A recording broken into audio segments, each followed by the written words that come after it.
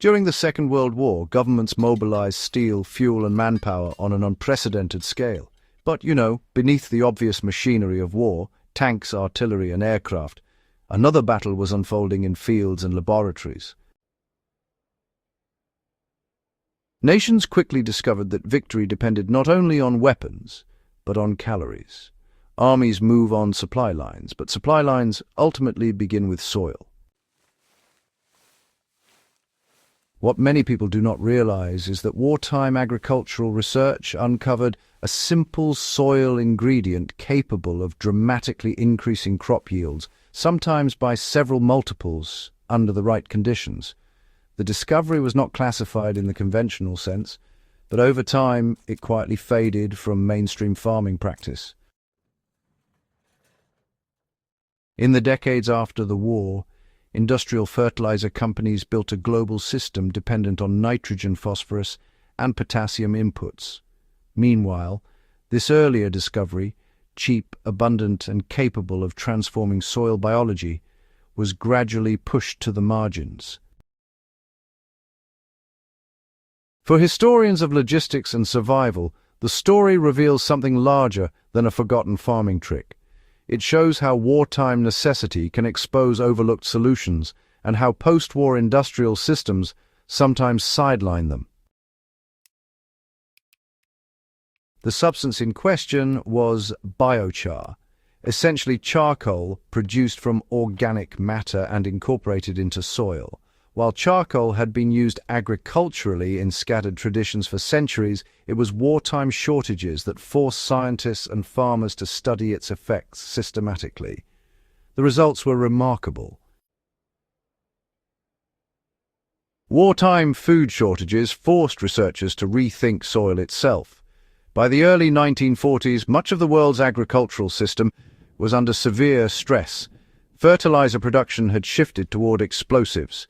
Shipping lanes were threatened by submarines. Entire farming regions became battlefields. Countries facing blockades, especially Germany and Japan, were forced to extract more food from less land with fewer chemical inputs. Agricultural scientists began examining soil not simply as a medium for fertilizer, but as a living structure whose chemistry and biology could be manipulated. Charcoal emerged as a key component. When organic material such as wood, crop residue, or husks is burned in a low-oxygen environment, it produces a porous carbon structure. Mixed into soil, this charcoal dramatically alters how nutrients behave. Instead of leaching away with rainfall, nutrients adhere to the charcoal's internal surfaces. Water retention improves. Microbial life multiplies within the microscopic pores. Researchers studying these effects during the war observed that soils amended with charcoal could hold far greater quantities of nutrients while reducing losses. In nutrient-poor soils, crop productivity increased sharply. In some experimental plots, especially degraded soils, the yield differences were striking. The military logistics problem, it turned soil science into a strategic priority. For wartime planners, food production was never merely an agricultural concern. It was, in fact, a logistical calculation. A soldier required thousands of calories per day. Armies numbering in the millions demanded enormous grain reserves. Civilian populations had to be fed despite rationing, bombing, and transportation disruption. Germany, cut off from overseas imports by Allied naval power, invested heavily in maximizing domestic agricultural efficiency. Japan faced a similar challenge as maritime supply routes deteriorated. Even Allied countries such as Britain, which had been dependent on imported food before the war, launched aggressive campaigns to expand domestic production. Agricultural ministries began experimenting with unconventional soil treatments that could extend fertilizer supplies. Charcoal, produced locally from agricultural waste, offered an appealing possibility. The principle was simple. If charcoal could retain nitrogen and other nutrients in the soil longer, farmers could achieve the same yields with far less chemical fertilizer. For countries facing shortages of industrial inputs, this was a strategic advantage. The deeper roots of the discovery reach back centuries to indigenous soil systems. Wartime scientists did not invent the concept of biochar. They actually rediscovered something much older. In the Amazon basin, archaeologists had long observed these unusually fertile patches of soil known as terra preta, or black earth. These soils contained large amounts of ancient charcoal mixed with organic waste. Despite existing in otherwise nutrient-poor tropical regions, these soils supported sustained agriculture for centuries. By the early 20th century, researchers suspected that charcoal played a central role in these soils' fertility. But large-scale agricultural systems had little incentive to investigate further. Industrial fertilizers were abundant and profitable.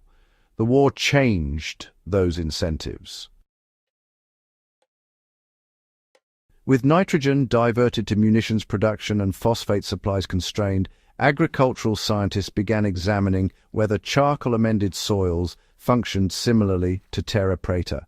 Their findings confirmed that charcoal dramatically increased soil stability and nutrient retention. It essentially transformed soil into a long-term nutrient reservoir. To understand why this mattered, it helps to look at the physical structure of charcoal itself. Under magnification, charcoal resembles a labyrinth of microscopic cavities. A single gram can contain hundreds of square meters of internal surface area. These surfaces carry electrical charges that attract and hold nutrient ions such as ammonium, potassium, and calcium. In conventional soil without this structure, rainfall and irrigation often wash nutrients downward beyond the reach of plant roots. This process, nutrient leaching, forces farmers to repeatedly apply fertilizers. Charcoal interrupts that process. The porous structure captures nutrients and holds them within the root zone. Microorganisms colonize the cavities, forming complex biological communities that help convert organic matter into plant-available nutrients. Water retention improves as well, which becomes especially valuable in drought-prone environments. For farmers working with degraded or sandy soils, the difference can be substantial. Once incorporated, charcoal remains stable for centuries, continuing to influence soil chemistry long after the original application. From a survival perspective, this durability makes it uniquely valuable.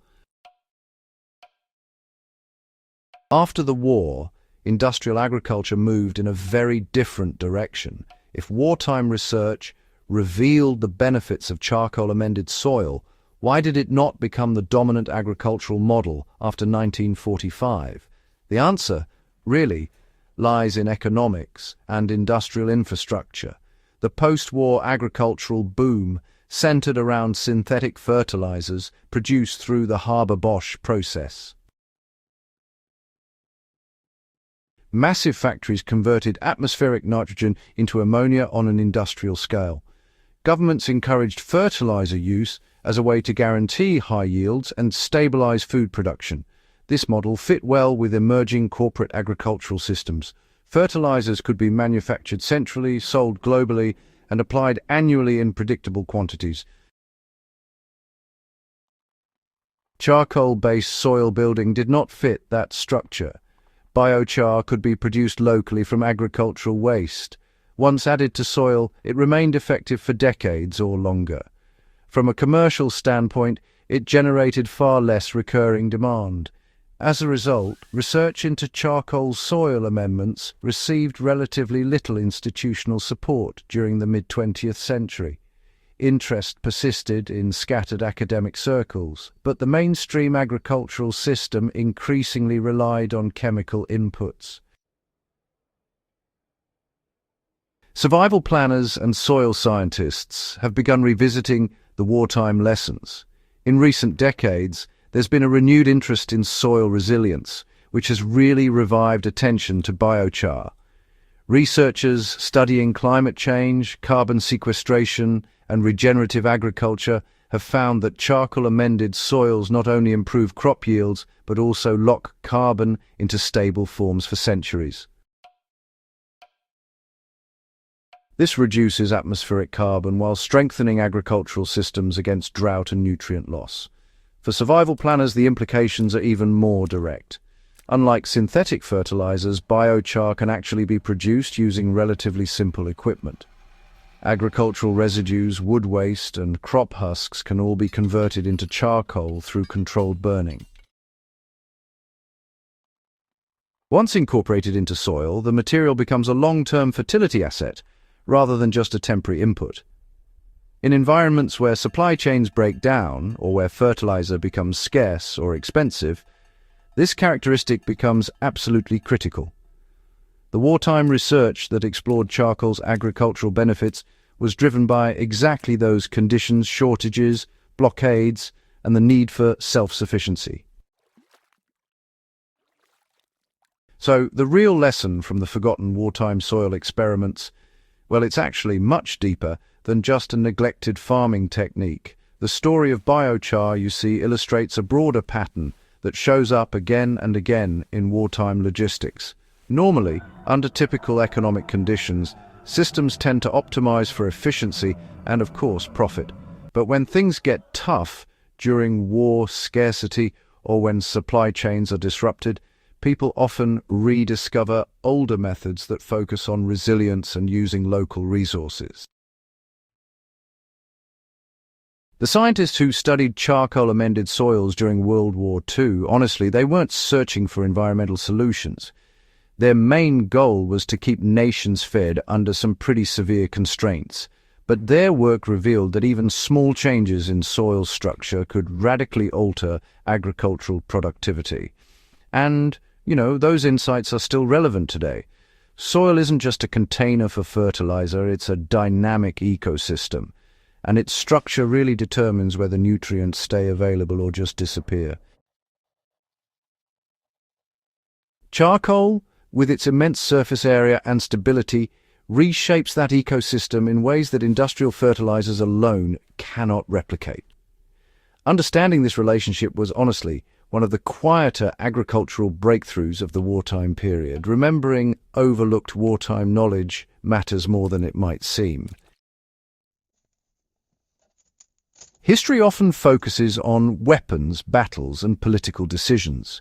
But survival during war depends on quieter systems: food production, logistics, and resource management. The wartime exploration of biochar, reminds us that some of the most important discoveries emerge from necessity rather than design. It also shows how easily useful knowledge can fade when economic systems move in a different direction. For historians, the lesson is clear. Many wartime innovations were never fully integrated into peacetime life. Some remain buried in agricultural reports and laboratory notes, just waiting to be rediscovered by those willing to look closely. And for anyone thinking seriously about resilience, whether at the scale of a nation or a single farm, understanding how soil can sustain itself over generations may be just as important as understanding any battlefield strategy. If you value in-depth historical analysis like this, go ahead and subscribe to Logistics of Survival and share this video with others who appreciate the overlooked lessons of history.